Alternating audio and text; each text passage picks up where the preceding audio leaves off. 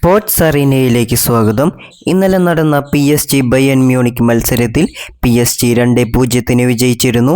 ഇപ്പോൾ മത്സരശേഷം തോമസ് മുള്ളറുടെ പ്രതികരണം ഇങ്ങനെയായിരുന്നു: കളിയിൽ മുന്നേറുക എന്നതിലായിരുന്നു മുഴുവൻ ശ്രദ്ധയും. പക്ഷേ കാര്യങ്ങൾ ഇങ്ങനെയായി പോയി. ഞങ്ങളിത് ആദ്യം ഉൾക്കൊള്ളണം. ഈ ടൂർണമെൻറ്റിൽ ഇത് എല്ലായ്പ്പോഴും ഒരു വിചിത്ര സാഹചര്യമാണ്.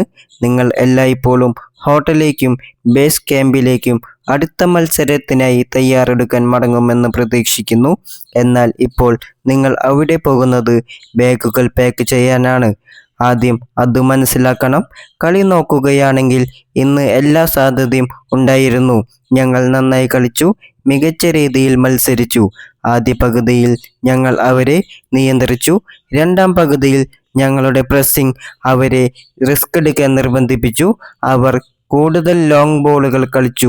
ഞങ്ങൾക്ക് 2 ഓഫ് സൈഡ് ഗോളുകളും ചെറിയ ഓഫ് സൈഡുകളായിരുന്ന ഒരുപാട് സാഹചര്യങ്ങളും ഉണ്ടായിരുന്നു. മത്സരം അവസാനത്തിലേക്ക് അടുക്കുമ്പോൾ കാര്യങ്ങൾ വഷളായി.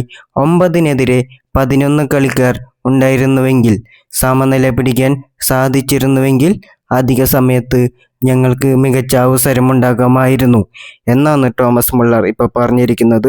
വീഡിയോ അവസാനിക്കുന്നു. ഇഷ്ടമായാൽ ചാനൽ സബ്സ്ക്രൈബ് ചെയ്യുന്നത് പരിഗണിക്കുക.